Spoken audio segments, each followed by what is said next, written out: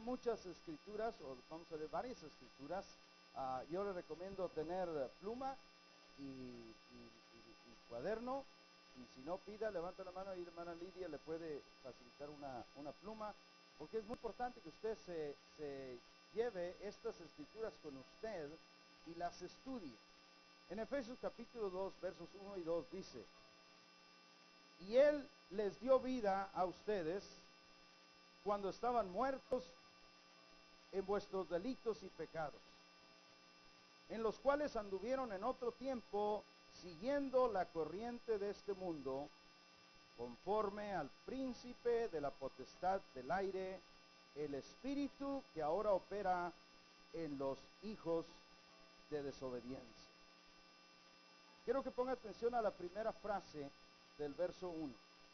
Y Él les dio vida a ustedes cuando estaban muertos en delitos y pecados. Mucha gente pone énfasis en el verso 2 cuando dice que anduvimos en otro tiempo, que andábamos lejos. Y es cierto que andábamos lejos. Es cierto que la Biblia señala el hecho innegable de que todos nosotros estuvimos lejos de Dios en un tiempo o en otro. Aún los jóvenes que crecieron o que nacieron, los niños que nacieron de hogares cristianos, normalmente llega un tiempo en que nos rebelamos. No queremos seguir la enseñanza de papá, no queremos seguir la enseñanza de mamá, porque la Biblia dice que todos nos descarriamos como ovejas. Pero en este día yo te quiero hablar de cuál es tu verdadera posición en Cristo.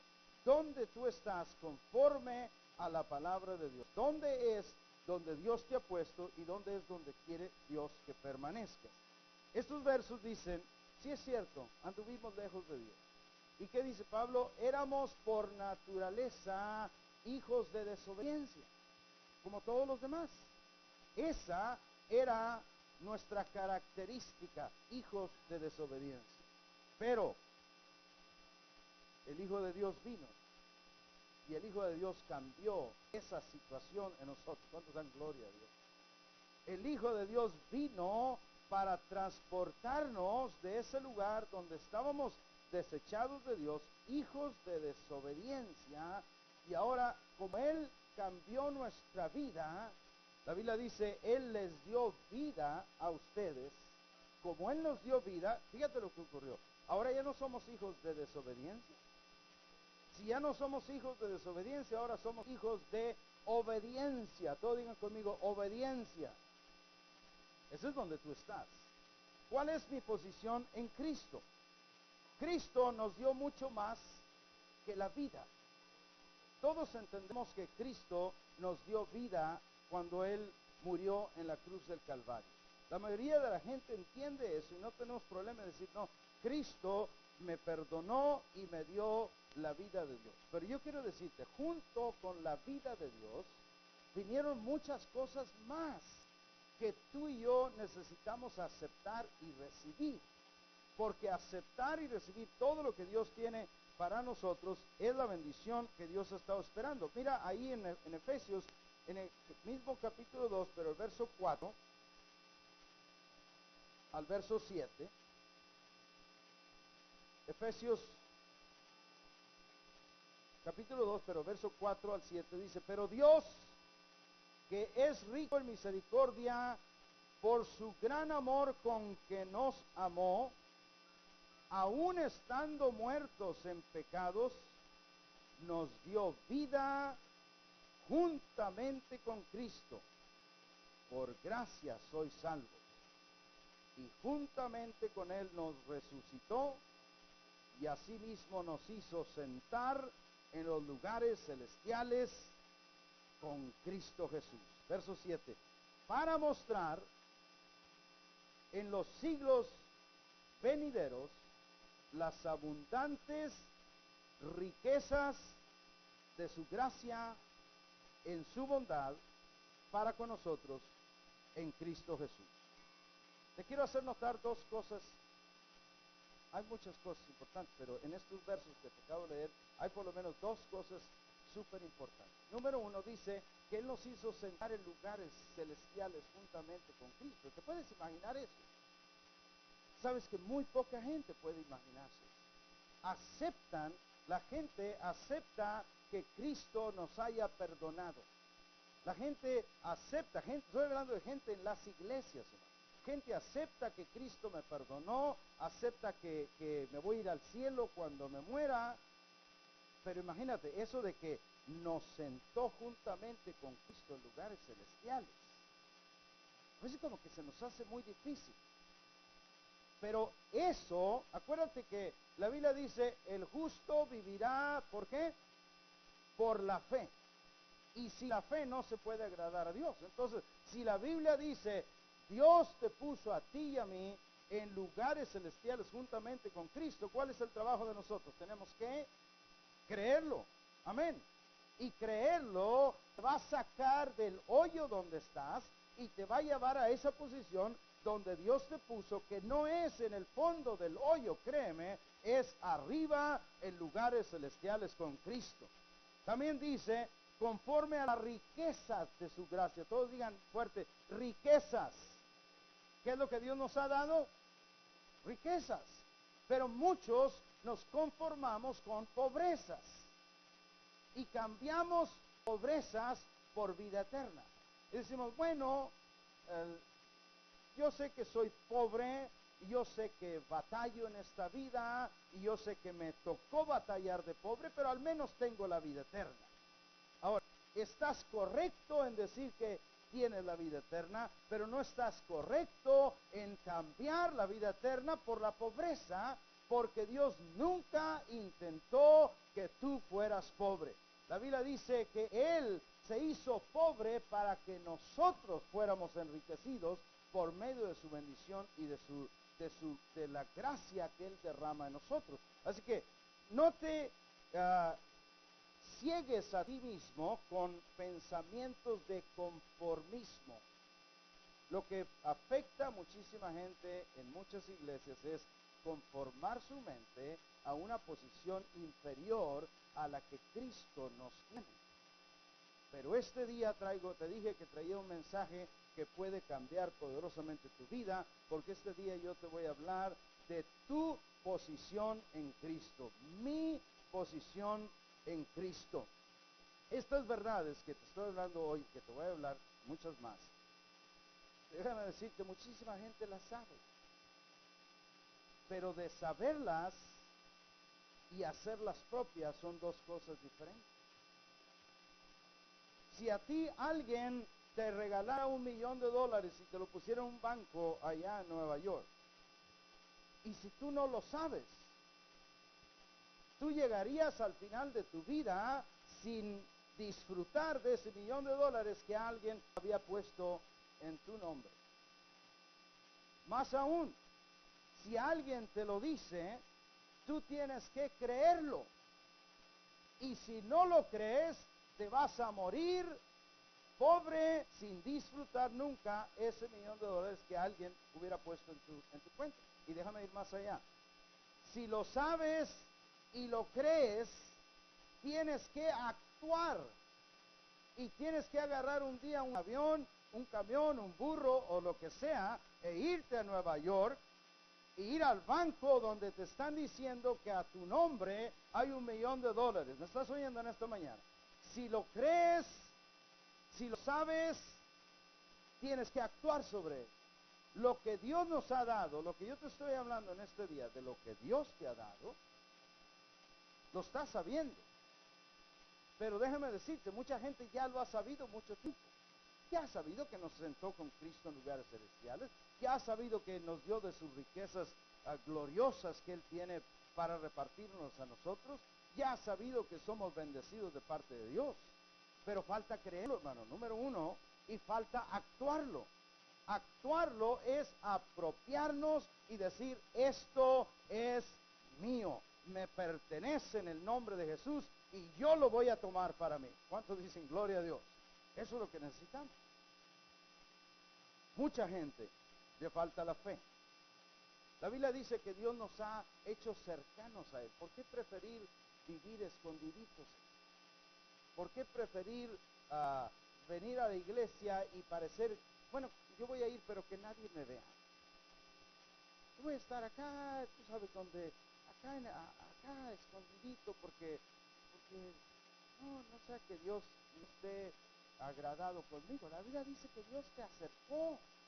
La Biblia dice que Dios nos acercó, que nos ha hecho sus hijos. ¿Dónde piensas tú que un padre va a querer que sus hijos estén cuando llegan a su casa? ¿Dónde quiere el padre? Vengan mis hijos, acérquense, amén. Acérquense a mí. Esa es la voluntad, ese es el deseo del Padre. La gente dice, no, es que lo que Dios me ha dado es demasiado para creerlo. Y ahí sí, no puedo decirte nada. Porque si no te atreves a creer lo que Dios te ha dado, quiere decir que te falta crecer en fe. Y si te falta crecer en fe, la Biblia dice que la fe viene por el oír la palabra de Dios, por el leer la palabra de Dios, por estar en la palabra de Dios. Y déjame decirte la tragedia. La tragedia es que hay mucha gente que no tiene fe y tampoco lee la palabra de Dios. Prefiere Lo que el viento me robó y las otras novelas que están saliendo ahí. Y luego, si hace frío, no viene a la iglesia. Y entonces la tragedia es que nunca va a poder tomar fe, porque la fe viene por el oír y el oír de la palabra de Dios. Pero déjame decírtelo claro y sencillo. Tú tienes que tener fe. Es por fe que se toman las bendiciones de Dios para tu vida. Es por fe que tú puedes recibir todo lo que Dios nos ha dado a ti y a mí. Nos ha dado riquezas, nos ha dado tronos, nos ha hecho cercanos. La Biblia dice en 2 Corintios 5:18 que Él nos reconcilió. Diga conmigo, nos reconcilió.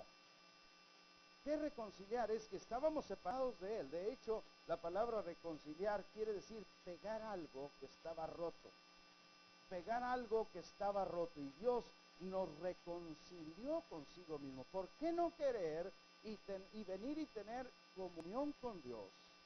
Tener este tiempo cercano con Dios, cuando ya Dios hizo todo para que tú y yo estemos cercanos a Él. Voy a hablarte, en la Biblia hay muchas bendiciones que Dios nos ha dado, pero yo voy a hablarte unas pocas en este mensaje, que tú, ahí es donde te pido que tú, si estás haciendo notas, apúntalas. Y si no estás haciendo notas, como quiera, apúntalas, porque te van a servir y te van a ayudar y las vas a poder usar en tu vida para meditarlas y para decir, oye, si esto es mío, ¿dónde estaba? ¿Por qué yo no lo había tomado? Así que voy a hablarte algunas de las bendiciones de ahora que estás tú en Cristo. ¿Cuántos han nacido de nuevo? Levánteme su mano. Han nacido de nuevo ¿sabes cómo se nace de nuevo? Es bien sencillo. Se nace de nuevo recibiendo a Jesús como nuestro Salvador. Se nace de nuevo por fe. Mucha gente siente una gran cosa, otros no sienten, pero la fe es la que dice, yo le he entregado mi vida a Jesús y yo soy nacido de nuevo. Y la Biblia dice que el nacido de nuevo puede ver el reino de Dios. Puede ser que lo empieces a ver poco, pero a medida que creces y te rindes y aprendes más, vas aprendiendo más y más. ¿Qué es lo que ahora yo soy en Cristo? Si tú eres nacido de nuevo, escúchame. Número 1, dice en 2 Corintios 5:17 que yo soy nueva criatura. 2 Corintios 5:17. De manera que si alguno está en Cristo, nueva criatura es. Las cosas viejas pasaron, he aquí todas son hechas nuevas. Diga conmigo, todas. Todas son todas, hermano. Todas las cosas viejas, déjame decirte, en muchos creyentes, las cosas viejas que le atormentan son pecados del pasado, cosas que sucedieron, tragedias, errores que cometimos. Pero la Biblia dice en ese verso, si alguno está en Cristo, nueva criatura es. Todas esas, tú tienes que grabarte en tu mente y en tu corazón esa palabra que dice, todas son hechas nuevas. Todas, todas, porque todas es todas. Así que lo primero, ¿qué es lo que soy en Cristo? Soy nueva criatura. Di conmigo, soy nueva criatura. Número 2, la Biblia dice en Malaquías 3:17 que tú y yo somos su especial tesoro. ¿Te das cuenta, hermano? ¿Cuántos aman a sus hijos? Déjenme ver su mano. ¿Aman a sus hijos? ¿Los apapachan? ¿Los quieren mucho? ¿Por qué? Porque son su especial tesoro. Y Dios dice eso de ti, hermano. De ti que has nacido de nuevo, de mí que he nacido de nuevo. La Biblia dice que somos su especial tesoro. Alguien necesita oír esa palabra el día de hoy. Alguien tiene que llevarse esa palabra y dice, wow, soy especial tesoro para Dios. Aleluya. Número 3 dice en 1 Corintios 6, 19 y 20, que tú y yo ahora somos el templo del Espíritu Santo. ¿Te das cuenta? Algunos dicen que algunos son catedral, pero con templo basta, ¿verdad? Porque templo nos sirve. Dice la Biblia que tú y yo somos el templo del Espíritu Santo. ¿Te das cuenta? El Espíritu Santo busca un lugar donde vivir y te busca a ti, hermano. Y te busca a ti, hermano, y me busca a mí. Y busca a cada uno de los nacidos de nuevo y dice, yo voy a vivir en este lugar, porque así lo ha estipulado Dios. Porque dice que nosotros somos el templo del Espíritu Santo. Número 4 dice en Mateo 5:13 que si ahora tú eres nacido de nuevo, tú eres la sal de la tierra. Yo soy la sal de la tierra. ¿Para qué es la sal? ¿Cuántos le echan sal a la comida? Hay algunos que le echan de más, ¿verdad? Pero cuídese, porque no es bueno. Todo con medida. Pero es que cuando comes una comida y no tiene sal, ¿qué dices? Está muy desabrida. ¿Y sabes qué? Este mundo, sin los nacidos de nuevo, está desabrido. Dios le pone sabor a través de tu vida y de mi vida, y tú eres el que traes el sabor a la fiesta. No un sabor mundano, pero traes un sabor de Dios. La gente, cuando tú sirves a Dios y estás lleno de Dios, ¿sabe lo que la gente dice? Yo quiero ser como tú. Yo quiero tener eso que tú tienes. Yo también quiero tener ese gozo que tú tienes en tu vida. Es más, Cristo dijo, si la sal se desvanece, no sirve para nada. Ya no es buena. Mira el verso siguiente, Mateo 5:14, no solamente era la sal que vimos en el 5:13, pero el 14 dice que somos la luz del mundo. Estamos hablando de qué es lo que soy en Cristo. Somos la luz del mundo. ¿Te puedes imaginar eso que Dios nos está hablando a ti y a mí, amado hermano? Ser la luz de este mundo. Mira, cualquiera no tiene problema en oír que Cristo es la luz del mundo. De hecho, Cristo dijo, yo soy la luz del mundo. El que me sigue no andará en tinieblas. Amén. Pero cuando Cristo nos pasa el balón a nosotros y nos dice, ok, yo me voy, pero ahora tú eres la luz de tu mundo. Ahora tú eres la luz de tu hogar. Tú eres la luz de tu comunidad. Eres la luz de tu ciudad. Eres la luz de tu mundo. Así como Cristo dijo, el que me sigue no va a andar en tinieblas. Amado hermano, tú y yo tenemos que estar entendidos de la voluntad de Dios y saber lo básico que necesitamos decirle a una persona. Si sabes que Dios nos ama y que envió a su Hijo para morir por nuestros pecados, ya sabes bastante. Porque hay muchísima gente que ni eso sabe. Tú eres la luz del mundo. No se te olvide eso. Tú eres tan importante. Tu posición en Cristo es tan alta y grande que Dios se atreve a decir que si tú has nacido de nuevo, tú eres la luz del mundo. En Efesios 2:10 dice que somos hechura suya. ¿Qué quiere decir eso? Que Dios nos hizo. Yo soy hechura de Dios. ¿Cuántos han comprado un artículo que dice Made in China? Y ya sabes que nomás te va a durar de la casa y casi, de la tienda, y casi al llegar a la casa, pues se va a descomponer. Le compras al niño, pero pues costó 99 centavos y ya y lo regañas como que si hubiera costado $1,000,000, ¿verdad? Ay, muchacho, no te dura nada. Camón, te costó 99 centavos. ¿Qué esperabas? Estaba en la tienda del dólar y ahí dice Made in China. pero en nosotros hay un letrero que dice, hecho por Dios, aleluya. ¿Te das cuenta? Hecho por Dios no es de hojalata. Hecho por Dios no es algo corriente, hermano. Hecho por Dios es algo grande, fuerte, poderoso, que Dios te ha dado a ti y a mí para vivir en esta revelación y para vivir en esta bendición que Él nos ha dado. En Primera de Pedro 2, 4 y 5 dice que también si tú has nacido de nuevo, nosotros somos piedras vivas del edificio de Dios. ¿Te das cuenta de eso? Puedes ver un edificio de Dios y decir, ok, este es el edificio de Dios, es el templo, vamos a decir. Entonces tú puedes imaginarte que el templo de Dios, nosotros vemos este edificio y le llamamos el templo, y sí es el templo, pero no es el real templo. El real templo o el templo real es el espiritual, es la iglesia. Y tú te puedes imaginar ese templo, si el templo de Salomón tenía gloria, ¿cómo te imaginas que va a tener el templo de Dios? Aleluya. ¿Y sabes qué? Ese templo tiene piedras que lo forman y que lo van haciendo crecer, pero esas piedras son especiales, porque Pedro dice son piedras vivas. Te acomodas y te vuelves a acomodar y creces y sales más adelante y ayudas a alguien. Esas piedras somos tú y yo, hermano. Piedras vivas de la casa de Dios. Es lo que Pedro dice, que si tú has nacido de nuevo, eso es lo que tú eres. También en 2 de Corintios 3:6, 2 de Corintios 3:6 dice que Dios nos ha hecho ministros competentes. Diga conmigo, competente.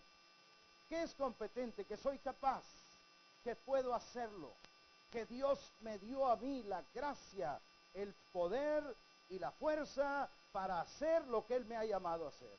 Así que la Biblia, hay un verso que dice, diga el débil, fuerte soy. Y hay otro verso que dice, no digas que eres niño, porque sabes que Dios te ha hecho fuerte, Dios te ha hecho ministro competente del nuevo pacto. Nadie que sabe su posición en Cristo debe decir, bueno, es que yo no sé mucho, ¿no? Es que yo apenas soy nuevo. Aunque seas nuevo, Dios te ha hecho ministro competente para ayudar a alguien a salir del hoyo donde está y traerlo a una posición de lo que Dios le ha dado a su vida. Ministros competentes. Número 9, 1 Pedro 2:9, dice, este verso muchos lo saben, dice que nosotros somos linaje escogido, real sacerdocio, nación santa, pueblo adquirido por Dios. Imagínate todos estos adjetivos que Dios nos da para describirte a ti y describirme a mi amado. En esos momentos que tú te sientes triste, te sientes solo, porque a todos nos llegan, hay que reconocerlo, no deberían, pero a todos nos llegan esos momentos en que, no, dices tú, es que yo nunca voy a poder salir adelante, nunca voy a poder triunfar, nunca voy a poder hacer nada por Dios. En esos momentos recuerda lo que Pedro dice, linaje escogido. Yo soy linaje escogido, tienes que pensar. Mi familia que sirve a Dios es linaje escogido. Somos real sacerdocio, somos nación santa, somos pueblo adquirido por Dios. Acuérdate que el primer verso de Efesios que te leí decía que nosotros antes éramos hijos de desobediencia, pero Dios nos adquirió, hermanos. Dios nos compró, Dios nos recogió, Dios nos adoptó, nos hizo hijos, pueblo adquirido por Dios. Romanos 8:15 dice que tú y yo, si somos nacidos de nuevo, somos hijos de Dios. Diga fuerte, hijos de Dios. Hijos de Dios. ¿Te puedes imaginar? ¿Te puedes imaginar el peso que esa frase tiene? Mas tú y yo ahora somos hijos de Dios. Cuando te encuentres en tus momentos más difíciles, cuando estés enfrentando dificultades en tu hogar, en tu carrera, en tu trabajo, acuérdate, yo soy hijo de Dios. Y si yo soy hijo de Dios, tengo un Padre celestial. Y si tengo un Padre celestial, Él ha prometido ayudarme. ¿Cuántos dicen amén? Y Él ha prometido estar con nosotros todos los días hasta el fin del mundo. Puedo descansar en eso. Puedo descansar en esa promesa y decir, Padre, yo sé que en este momento estoy agobiado, estoy triste, estoy con problemas, pero voy a seguirte, Señor. Voy a seguirte, no importa lo que sea, porque yo sé que tú estás conmigo. También en en 2 Corintios 5:20, 2 Corintios 5:20 dice que soy embajador de Cristo. ¿Te puedes imaginar eso? Un embajador es un representante de alguien.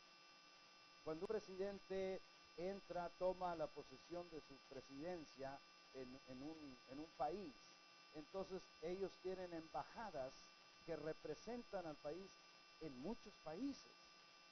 Y el presidente nuevo tiene que elegir los nuevos embajadores. Y allí entran los primos y los amigos y los compadres. Y aunque no sepa nada, pero tú vete, tú represéntame allá. Eso es en el mundo, eso es en la parte política. En la parte de Dios, Él tiene a sus hijos, a sus hijos y a sus hijas que nos manda como embajadores en este mundo, de tal manera que cuando tú camines por la calle, ¿cuántos se han visto una vez caminando así? Todo agüitadillo. Levántate, enderézate, porque tú y yo somos embajadores. ¿Cómo se va a ver un embajador de Dios ahí todo agachado, turbado, triste? Llegas a tu trabajo y alguien que ni conoce a Dios te dice, buenos días, don. Buenos días, con la cara de limón, así toda apachurrada. Y eso que eres el embajador. Pues si fueras el barrendero, imagínate. Pero Dios nos ha hecho embajadores, hermanos, amén. Y tenemos que caminar. ¿Cuántos creen que tenemos que caminar como embajadores? Andar como embajadores, vivir como embajadores. Vivir, pasar esta vida como lo que tú y yo somos, embajadores de Dios. Y por último, en Romanos 8:17, Romanos 8:17 dice que tú y yo somos herederos de Dios. ¿Te puedes imaginar tú y yo siendo herederos de Dios? Dice, y si hijos, también herederos, herederos de Dios y coherederos con Cristo, si es que padecemos juntamente con Él, para que juntamente con Él seamos glorificados. Fíjate bien lo que dice este verso. Te vuelve a señalar y te vuelve a marcar que tú y yo somos hijos de Dios. Pero dice, y si somos hijos, entonces también somos herederos. Y heredero, hermano, ¿qué quiere decir un heredero? Es alguien que tiene lo que le pertenece al Padre. Pero luego va más allá y dice, y no solamente herederos, pero coherederos con Cristo. O sea, que lo mismo que tiene Cristo, aleluya, es lo mismo que tenemos tú y yo. ¿Te puedes imaginar eso, hermano? Yo sé que para algunos se les hace difícil. Señor, esto es mucho. Y yo te digo, sí es mucho, pero tienes que creerlo porque es tuyo. $1 millón que hubieran puesto en tu cuenta es mucho, pero si no lo crees, nunca puedes ir ni a reclamarlo, porque se te haría que es mucho que tú pudieras recibir. La verdad es que Dios nos ha dado demasiado, hermano. Dios nos ama tanto. Y sabes que todas estas bendiciones que te he mencionado son solamente algunas. Hay muchísimas cosas más en la Biblia, pero déjame decirte cuál es el enemigo que no nos ha dejado todo este tiempo disfrutar de estas bendiciones. Es la culpabilidad. La culpa nos afecta. La culpa por cosas que hemos hecho y que el diablo trae a nuestra memoria y te dice, no hombre, ¿a poco tú vas? No, ni te vistas porque no vas. No te apuntes porque tú eres muy malo. Mira, tú hiciste esto, mira, tú hiciste lo otro. Y nos trae, aunque tú ya le has pedido perdón a Cristo, Aunque tú ya le has pedido que su sangre te limpie, la culpabilidad no nos deja vivir como lo que Dios nos ha hecho, hijos de Dios. Entonces en este día tenemos que aplastar a la culpabilidad que no nos pertenece. ¿Aún te acuerdas de aquella mujer donde Cristo mostró en forma real el gran amor de Dios? Aquella mujer que fue tomada en el acto mismo de adulterio, teniendo relaciones sexuales con un hombre que no era su esposo, y la trajeron así como estaba y la pusieron ahí en medio de toda la gente y le dijeron a Jesús: mira, la ley nos manda a apedrear a tales mujeres, ¿tú qué dices? Y Cristo escribía en tierra y lo presionaban: dinos, ¿qué dices? Hay que apedrearla como dice la ley. Y Cristo dijo: sí, es cierto, apedréenla, pero empiece el que no tenga ningún pecado. Y dice la Biblia que desde los más viejos hasta los más jóvenes se fueron yendo. Y cuando se quedó solo Cristo con la mujer, que era el único que podía lanzar la piedra, Cristo le dice: ¿dónde están los que te acusaban? Y la mujer dice: todos se han ido, Señor. Y él dice estas palabras: ni yo te condeno. ¿Te puedes imaginar esas palabras? Ni yo te condeno. Pero fíjate lo que le dice: vete y no peques más. No es que Dios quiere que vivamos en pecado. Yo no estoy diciendo aquí vamos a pecar y vamos a sentirnos libres. No, no peques. Y si pecas, pídele perdón a Dios. La Biblia dice que la voluntad de Dios es que no pequemos, pero si pecáramos, abogado tenemos para con el Padre, a Jesucristo el justo. Lo que yo te estoy diciendo aquí es mantén una relación abierta con tu Padre. Cualquier cosa que el Espíritu Santo te dé convicción, pídele perdón en ese momento, pero escúchame, debes de aprender y creer que en ese momento que le pides perdón, Dios te restaura, amado hermano. Dios te restaura a la misma posición de hijos como Él nos ha dado. Ahora, vea Lucas capítulo 15, por favor. Vamos a terminar ahí. En Lucas 15 hay una historia que a todos nos afecta, porque de alguna manera todos nosotros podemos vivir algunos de estos personajes. Es la historia del hijo pródigo en Lucas 15. Pero yo quiero decirte esto: si tú has nacido de nuevo, si yo he nacido de nuevo, yo he nacido como hijo de Dios. Tú has nacido como hija de Dios. El Espíritu Santo no engendra jornaleros. Apréndete eso desde ahorita. El Espíritu Santo no engendra jornaleros. Si alguna persona dice: bueno, yo nací de nuevo, pero yo soy el último allá de los que barren. No, el Espíritu Santo no engendra de esos. El Espíritu Santo engendra solo hijos de Dios, hijas de Dios. ¿Te pueden decir un amén? Aleluya, pues imagínense. Entonces, ¿cuándo va a decir amén? Si no dice amén ahí, que el Espíritu Santo engendra solo hijos de Dios. Ahora, aquí hay 4 personajes que podemos estudiar en esta historia. Versos del 11, capítulo 15, 11 al 13, está la persona que es prácticamente el pródigo, el malo, el que lo malgasta todo. Estamos hablando de hijos de Dios, el que está en la casa del Padre. Y es la historia de este hijo que le dijo: Padre, dame la parte de la herencia que me corresponde. Y el Padre se la da. Entonces va y la gasta todo. ¿Y sabes qué? Ese significa un tipo de hijo de Dios que nada más se anda gastando lo que Dios le ha dado. Y no estoy hablando de gastar aún monetariamente, pero gastándote tu vida, gastando tu energía, gastando aún tu espiritualidad, y al último te quedas sin nada. Entonces, este es el hijo que no queremos seguir. Este es el ejemplo que nosotros no queremos abrazar, porque es el hijo malo. El segundo ejemplo es el hijo del 27 al 29, el hijo que oyó la música y que dijo: ¿qué está pasando? Y entonces alguien le dijo: es que regresó tu hermano y tu papá hizo una gran fiesta, un fiestón, para recibir a tu hermano porque está contentísimo. Ramón Ayala y los Bravos del Norte están tocando ahí. Hay un pachangón pero grande. Y entonces este tipo de hijo, que es el incompleto, es el hijo que está en la casa pero que no disfruta.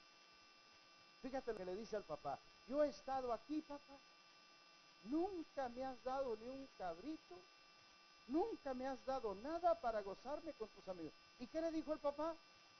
Todo lo que tengo es tuyo.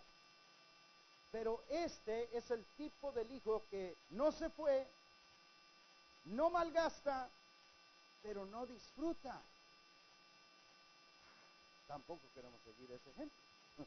Es el incompleto, no queremos seguirlo porque ese se queda, pero no disfruta lo que el Padre le da. Siempre vive oprimido, aunque está en la casa del Padre. ¿Cómo puede ser eso? Pero sucede. Hay mucha gente en las iglesias que debieran de estar gozosos, alegres, felices, y lo que tú los ves es una opresión tremenda. Y tú dices, ¿cómo puede ser? Es porque representa este tipo de hijo que se queda, que no se va, pero que no disfruta porque está incompleto. Número 3, en el capítulo 15, 17 al 19, está el hijo que regresa, pero vive acusándose. Este hijo dice: yo iré a mi padre y le diré: Padre, he pecado contra el cielo y contra ti, no soy digno de ser llamado tu hijo, hazme como a uno de tus jornaleros. Este hijo sí regresa, pero continuamente vive acusándose de todo el mal que cometió. Y no es malo recordar lo malo que hicimos en nuestra vida para nunca volver allá, pero sí es malo recordarlo para que te impida disfrutar de lo que Dios te ha dado. Este hijo, en este ejemplo que tú ves aquí, es el atormentado. Hijos atormentados, hijos de Dios que se la pasan diciéndole al Padre lo que hicieron hace como 89 años. Padre, perdóname, yo estaba muy pequeño, apenas tenía como 3 meses de edad y no sabía lo que hacía. No se les olvida, y el diablo se encarga de que no se te olvida para que vivas atormentado toda la vida. Eso tampoco queremos seguir. Pero el ejemplo que sí queremos seguir es el ejemplo en los versos 20 al 24. Es el ejemplo del hijo que aprende a reconocer lo que el Padre quiere dar. En el verso 20 dice que el Padre corre y lo abraza. Levantándose vino a su padre, y cuando aún estaba lejos lo vio su padre. Todos digan: lo vio su padre. Su papá lo vio. Y este es el hijo, el ejemplo que tú y yo queremos seguir. Lo vio su padre y fue movido a misericordia. Todos digan: misericordia. Eso es lo que el Padre tiene. Y luego dice: y corrió y se echó sobre su cuello. ¿Quién? El Padre, no el hijo. El Padre se agarra del cuello del hijo y lo abraza. ¿Sabe por qué? Porque le estaba mostrando: te estoy dando una gran bienvenida, hijo mío. El hijo en ese momento, ese es el hijo que necesitamos nosotros, tú y yo, buscar. Es el que dice: papá, gracias por recibirme de esta manera. ¿Cuántos lo pueden ver, hermano?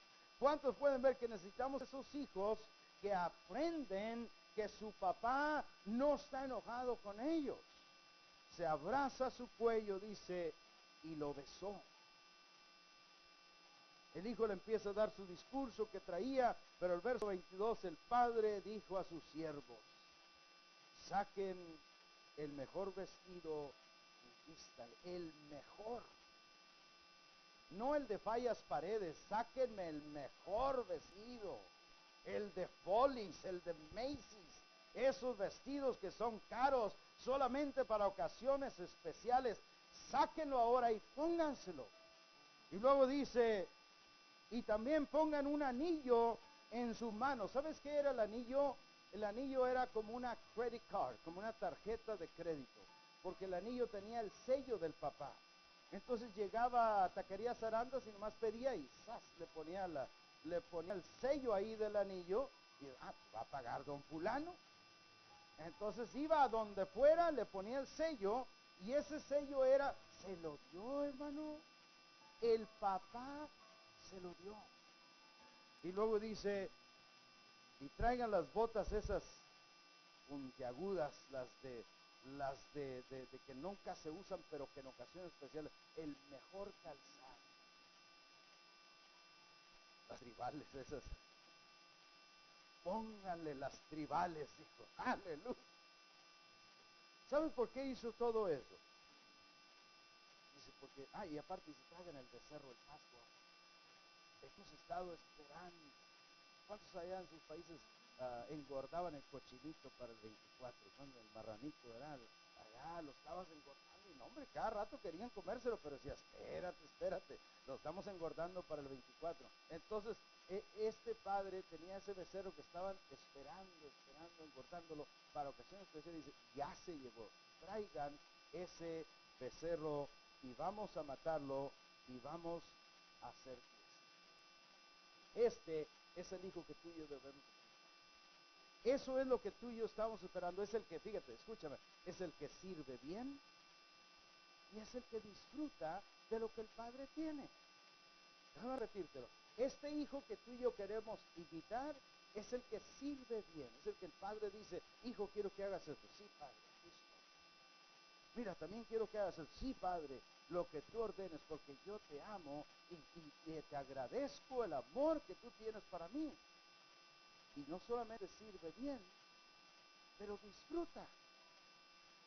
Él está en la casa del Padre y toma de la casa del Padre. ¿Cuántos tienen hijos que llegan a su casa y abren el refri y lo que hay ahí? A ver si.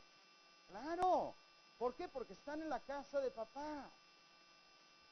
Y papá no les va a negar nada.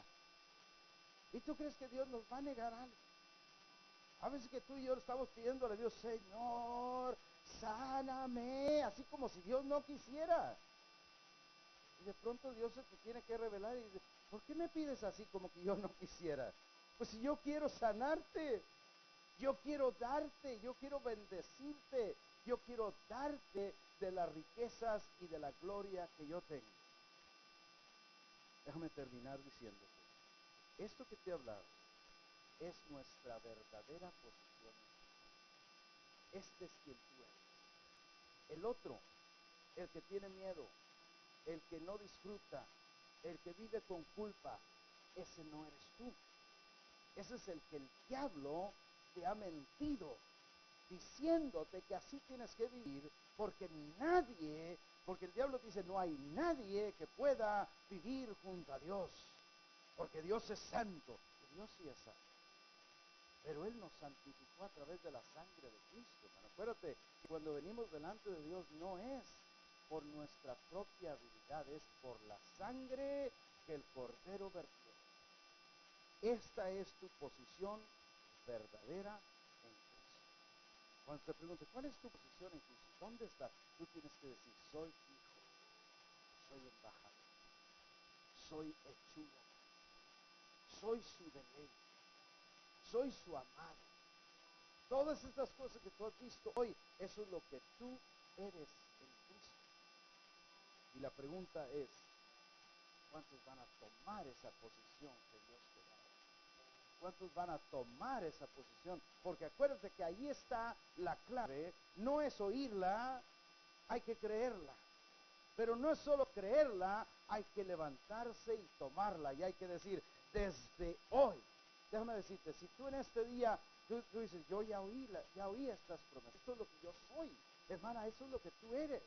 Y si tú dices, yo tomo estas promesas, yo las creo, y entonces apropiarlas sería pisarle la cabeza a Satanás. Y si sabes qué es Satanás, desde hoy no vas a oprimirme más con tus mentiras, porque yo soy un hijo y una hija de Dios. Yo tomo lo que Dios me ha dado. Yo aplasto al enemigo en este día y me decido a vivir en la casa de papá, disfrutando de mi posición en Cristo Jesús. Quiero que se pongan en pie. Amén. Quiero que se pongan de pie en este día. Yo quisiera pedirle